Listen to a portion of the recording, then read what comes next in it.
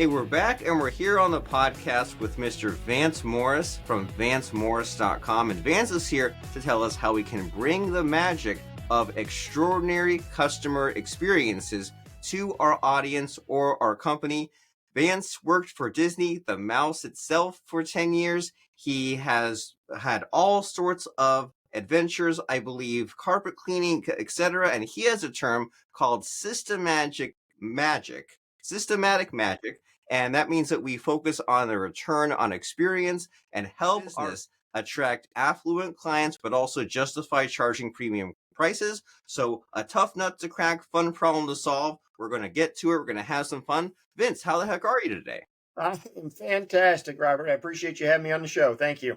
And I appreciate having you too. It's always good to sometimes like you get so stressed out or locked into the day to day and these people problems, process problems you're trying to solve. Sometimes it's fun to just kind of take a break from your own situation and dive into some amazing stories and get some new perspectives, insights on what's possible. And so, what are you currently focused on? What's your passion? Right now, actually, I just launched a new product for my consulting business, which is actually a done-for-you customer retention system in a box. So we have, a lot of my clients, they got enough information, they just don't have enough implementation. So I put this together a couple of months ago. It's a print newsletter, a postcard, weekly emails, and it's designed really to keep you top of mind. And honestly, you could put a stamp on the thing and send it out and it would be just fine. Now, I mean, I recommend that they, personalize it a little bit before they send it out, but it really is just done for you. And so for the last 2 months, I've been selling that and got some good traction on it. And I love that idea in general, right? Retaining your customers. And I think about this all the time. We're always looking for those new traffic sources, those new people in our funnel. But then I think about like the vendors that I would deal with, and I feel a little bit neglected, right? I feel like, hey, why didn't they just send that postcard, that letter, that email to me? And so, do you experience any kind of pushback with this idea? Because it seems counterintuitive, right? It seems like, oh, why should I nurture my existing people? I want more. So like, what do people say to you when you say, hey, I've got this idea, bring your customers back to top of mind? What do they say to you? Yeah, once we get past the math, they're all for it because, one of the most expensive things you can do is to get a new client. You mentioned I own a carpet cleaning business. Last month, my pay-per-click lead cost was $100. Now, to keep a client in my carpet biz is right around $20. So already I'm $80 to the good every time I have a previous client cleaning. So, I mean, that's just money in my pocket. So if you can understand that having a previous customer buy from you, they're going to buy more frequently, they're going to buy more stuff, they're easier to upsell, just because they already, know, like, and trust you. We've all heard that before, but it's low-hanging fruit. But I mean, yes, you need new customers if you want to grow. But in the businesses that I run right now, I've got about a 68% return rate. So my new customers are only in the 30%. So there's my growth. My base, my real profits are coming from that 67% that I serve every year. I love it. So you know your numbers and you have these numbers in your head. That way you can say, well, hey, even though it feels this certain way, it makes a lot more sense to focus in this area to say, well, of course we need new customers, but nurturing those existing customers, they're already warmed up. And so as far as this whole like idea applies, can you give us like a cool example or story of someone says, all right, I want to drop this customer retention in a box into my business? Like what sort of happens? What does it look like as far as implementing? Yeah, sure, certainly. So, a lot of people have a leaky bucket. So perfect example is actually a local HVAC company. A number of years ago, we had the air conditioning go up. We had this company come out. I mean, they were on time. The lady who did our servicing, she was fantastic, explained everything to us. had, got the unit up and running. Uh, they called us back the next day to make sure we were happy. I mean, they did a great job. And then this year, we had the heat not turn on our first cold day. And I'm scrounging through my desk. I'm looking for an invoice, a business card, anything, because I wanted to call the same company back. I couldn't find it. I mean, I even went out on the unit, looked for a magnet or something that had their contact information on it. Nothing. I had to go to Google. So they lost my business because I couldn't find anything. If they had just been sending me a monthly postcard, they would have been top of mind. I would have remembered exactly who they were and I could have called them. Now they lost a lot of money because one, HVAC costs have got to be higher than carpet cleaning costs as far as lead acquisition. So those are the ones that really have a hard time. As far as somebody who's been using the system, we seed the newsletters with our referral system. So we make it so that doing referrals or referring business to us is a mandatory thing to do business with us. You must refer. Now, we say it a little bit more eloquently, but that's basically the statement. And when we implement this in other people's businesses, we see their referability going up because they see this seeded in the newsletters or they see it seeded in the postcards. They're like, oh, well, I didn't know I was supposed to refer. Well, all right. Well, I got Aunt Betty down the road who I know has got cats and they kill the sofa. Let me call Aunt Betty and have the carpet cleaning company come down. And so how does that work? Like, as far as you saying, okay, well, you must refer, it's not a thing that we all do every day or it doesn't really come natural. So how do you kind of guide people in this referral process and how do you make sure they do it? Yeah, that's a great question. So for us, it starts with the first phone call when somebody calls us. So our CSR, when he answers the phone towards the end of the phone call, he'll say, hey, look, is there anybody else? We're going to be in your neighborhood. We'd be more than happy to offer you a discount if one of your neighbors would like to clean on the same day. So we already start that referral process. When the technician gets to the house, his business card is actually a two-part card. His business card is at the top. The bottom part is a tear-off as a referral card. We also have a client folder. Within the client folder are 2 certificates for referrals. They are actually gifts that they can give to friends and neighbors for 100 square feet of free carpet cleaning. So that stuff is in there. When we send the thank yous, there is a bounce back offer in there for them to, again, refer. Also, if they want us to come back out and clean a sofa or clean tile or something else. So there's a referral certificate in the thank you note. And then it's in our monthly newsletter. So within the first 30 days, they're getting hit 7 or 8 times on referrals. So that is, it's really a culture of referrals. We're not saying gimme, gimme, gimme, but they hear it over and over and over again.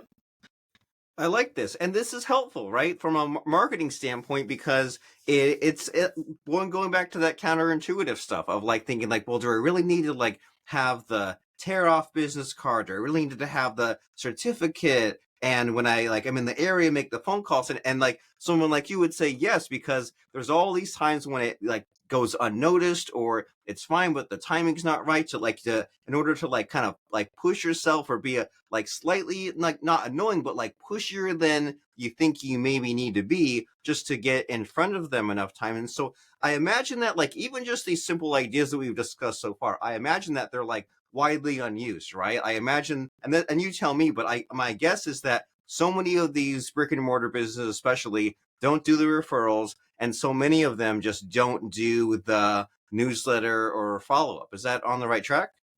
Yeah, you are, and most of them don't know. And that's the crying shame. So many of the, especially in the medical fields, they go to school and they learn to be a chiropractor, they learn to be an orthodontist, but they don't teach marketing or anything else that's going to help them business wise at those schools. And they just they graduate with their diploma and they're like, oh crap, what do I do next? Yeah, what do I do next? Well, now you have to learn all these like business skills, right? Learn all Yep. this accounting and all this customer relationship and stuff like that. And so we want to encourage people to think about your ideas, and especially with like your customer retention in a box offer. And so I imagine that someone might be kind of really like superficial and say, "Oh yeah, I'm listening to this podcast with Vance. Oh yeah, follow with my people. Sure, I'll go ahead and do that." Like, where do people go wrong? Like, if they don't have your customer retention in a box and they say, "Oh well, I'm so smart, I'll send out postcards myself." Like, where do you see people messing up? Do they have a bad offer? Do they not follow up enough? Like, what are the mistakes you see happening? They all have good intentions. They really do. Most business owners do. It's consistency. It's just lack of consistency.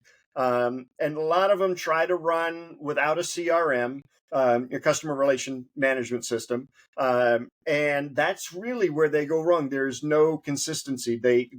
What does Dan Kennedy call it? The misfits or misfires of marketing. I mean, they're just like, they just don't happen with any frequency, and they'll only try it once and they won't see any results, and so they're like, well, that didn't work. So there's got to be consistency. I agree with you on the offer. You do have to test offers, what works, what doesn't. But if I had to pick one top thing, it would be that consistent getting that thing out, staying in not the company constant contact, but staying in constant contact with somebody who's purchased with you. I'll give you a great example. Now, so I mean, my program's not overly expensive, but it's not cheap either. I had a guy who saw me speak in Vegas 3.5 years ago. So he's been on my list 3.5 years. And if I hadn't been dripping on him and following up with him and things like that, he called me or sent me an email on Monday. It says, I think I'm now ready to work with you. Can we talk? 3.5 years. Now, I mean, how many people follow up for that long? You just don't know when the buyer is going to be ready to buy. And, just look, I mean, like Jay Peterman, how long do they send you that flipping catalog before they stop? I mean, it's years. It's just, it's that consistency and longevity, and how long can you continue to spend and invest before they make the purchase. 100%. And I think we can all relate in some way to this, of like either from a selling perspective or buying perspective. Years pass before just someone's just at the right point to buy or even like look into something. Like sometimes I pull up like a contact in my CRM and I see like all these emails that have been sent over like months, years, and there's like a checkbox when they finally opened or click something, and it's like, 20, 30, 50 emails, but then recently, cool, there's that one green check mark. They finally woke up, they finally started paying attention for one reason or another. And so as far as like getting into the CRM mindset, I have to admit, like, I get myself kind of stuck. Like, I'm a computer geek, I have workers, but they kind of just are like the low level workers, like, hey, here's some tasks, here's what you want to do. And as far as like the strategy, the big picture, the operation stuff, sometimes I fall short. Like, sometimes I'm worried about like over engineering. I have like Entreport, I have a CRM, I have a email system, but I find myself sometimes falling back into the comfort of the Google Sheets, where one mess up on a cell and you mess, the whole system's, ruined. But I tell myself, well, I'm just keeping it simple for now. I'm just taking action. So do you come across this people who just like have trouble jumping over that canyon of like being like, okay, now I'm on Google Sheets, I know I need to be using my CRM more, need to be using it daily? How do we jump across that gap? I mean, there are a lot of guys out there that'll help you. I am not by any stretch a tech guy. I mean, at all. And if I can do it, anybody can get on there. A lot of these systems, especially with like Go High Level, or people that are resellers of that program, um, they have very robust customer service and implementation folks. Um, I just tell people, do yourself a favor and get on. I mean, I think even HubSpot's got a free one. Get on that thing and just play with it, if anything else. But yeah, do yourself a favor. Automating this and making it consistent is going to more than pay for itself. Okay, so it needs to be done. It makes sense both from a organizational perspective, math perspective, and you're saying if you find yourself mentally blocked, if you're procrastinating, get someone on that who eats and breathes this stuff, who uses Go High Level, so that way they can just get something in place for you, and then you finally have that problem solved. And I want to make sure before we get to the end here that we fit in some of the crazy stories you have, because I know you have a muffler story, turn signal story, and you've done some crazy, amazing things in business. So what comes to mind for you as far as telling us like what you've accomplished, what's possible, just something to excite us, wake us up? Yeah, sure. So, a mutual friend of ours has been writing about me on LinkedIn. I had been trying in my carpet cleaning business, have been trying to get this automotive dealership as a client I mean, I had been working on them for months and months, and I just could not get a meeting with anybody there. So I just had the lame brain idea. I figured I'd just send them an auto part. So I went and bought a steering wheel, no box or anything, put a stamp on it with a little note, and I just mailed it. Cool thing is the post office will mail anything. They don't care. They'll mail you a brick if you want to mail it. Didn't hear anything, so I went and I bought a turn signal. Put a stamp on it, a little note, mailed that out. Nothing. Finally, I got the butt end of a muffler, not the long pipe part, but just the butt part. Stamp, note, sent it. Got a phone call about a week later. He says, "Look, if I promise to have a meeting with you, will you stop sending me car parts?" I said, "Yes." And that was about a dozen years ago or so. And I think we were talking before we recorded this. We just crossed the $125,000 mark in sales with them.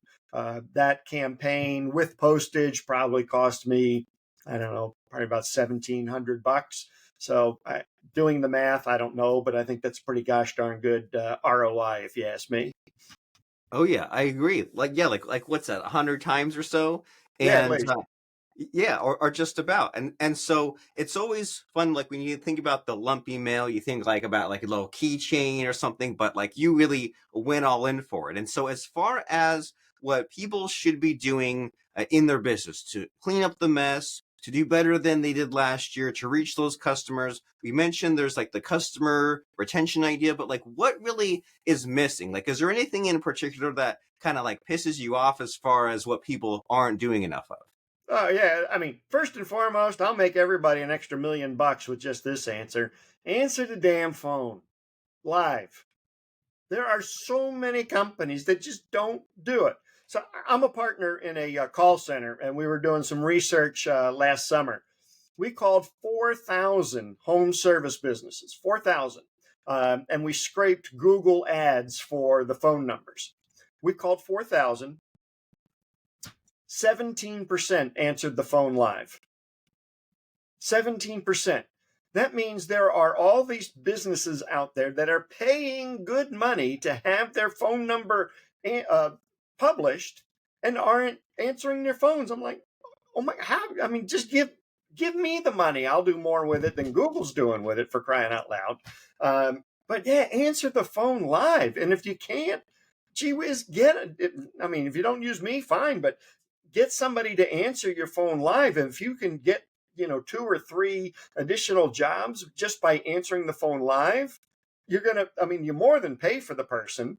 Um, it's just, and you'll set yourself apart from every other business out there because everybody's got an answering either your voicemail or you got one of them damn phone trees that, push this for that, this for that. I kid you not. I did some training when I was initially getting into carpet cleaning. I was part of a franchise. Did training with this guy. Started on the same day, and he tried to be this big corporate-y guy. And so he had a residential division. So you pushed 1 for residential, you pushed 2 for commercial, you pressed 3 for janitorial, you pressed 4 for something else. He was one guy. He had 1 van and he had 1 phone, and it was on his hip. But yet he had all this other. Skip all that. Be a human. People do business with people. Just answer the phone live. It's the only thing I can stress to you. It will immediately separate you from everybody else out there. I love it. And I can relate to it anytime I've needed like a sprinkler repair, garage door repair, things like that. I set my expectations. Like I know I'm going to have to call 10 or 12 businesses in town. I know that maybe like 2 will return my call today, and then the next week maybe like 1 more. My expectations are so low as far as answering the phone, and there's no excuse, is there? Like with all the cloud phone setup, you can set it up where like the first person to answer it gets it. You can outsource it to some kind of overseas and at least like get the appointment scheduled. Like there's so many ways to make this happen. So you've given us some cool ideas so far, right? You've told us that we should answer the phone, send a postcard, follow up, consider a newsletter. But as far as someone actually implementing, because you said earlier, like there's ideas and there's implementation, right? So someone's listening to this podcast to get a taste, to get some ideas. But if they say, hey, I need some real focus and I need to have someone like Vance tell me what to do, give me an organized system. So what are some next steps here? How can someone find out about this customer retention in a box? How can they find out more about you and have this conversation? Sure. Best bet, you go to my website, which is deliverservicenow.com or vancemorris.com, but deliverservicenow.com will take you directly there. A bunch of free resources. There's actually a training that I do on the customer retention system in a box. And you can even do it yourself. I mean, just do it.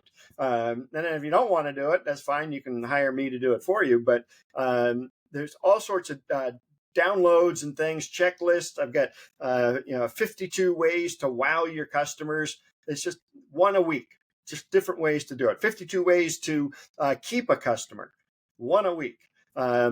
Just all sorts of stuff like that. If you just put it on a wall and check 1 off each week, you're going to be that much further ahead by the end of the year. Start now. Very doable. And because it's frustrating when someone says, well, I've got got my day-to-day figured out, and why would I throw that out and like adhere to all this brand new stuff? And you're saying, hey, just ease into it. Just have these ideas, have these 52 things that you could do, and just kind of, when you're able to, make it part of your business's habit and routine, and you see some small results and you say, hey, now that we actually follow up consistently, now that we actually do the referral thing, like we see these little results. And so the idea is that by implementing it on your own a little bit, you get some intermittent results, but to get that real serious results, then have Vance Morris and his team at deliverservicenow.com make it happen. And as far as wrapping up our conversation here, Vance, as they go to vancemorris.com, I like to stump my guest a little bit, put them on the spot, and ask them for a fun quote or lesson that has served them in the past that you can pass on to us. You've seen so much, you've done so many amazing things. What comes to mind for you as far as a fun quote or lesson? Actually, it's my own, and I only have one. There's so many gurus out there, they have like 10,000 different quotes and things. I just have one, and that is, you won't profit unless you implement. You got to do something. And the time is now. So let's do it. Let's implement and go to vancemorris.com. Follow him on social media. Get these ideas. See what you can do. See what you should do. And what you maybe shoulda, woulda, coulda been doing the last 5 or 10 years. But hey, now is better than never. So it's time to make those phone calls. Send that email in. Follow up with your customers. Get a little bit more organized with the CRM and so much more. Check out vancemorris.com. and get to implementing, because life is short, time is short. You always have all these dangerous threats, competition. It's time to stand up from the crowd and do some of these old school but still effective marketing techniques that Vance is talking about. VanceMorris.com. That's VanceMorris.com. Time to get to implementing and send out that newsletter and do so many amazing things. So thank you, Vance, for showing up, stopping by, and giving us some of this really cool advice and stories. I appreciate it. I appreciate you having me, Robert. Thanks so much.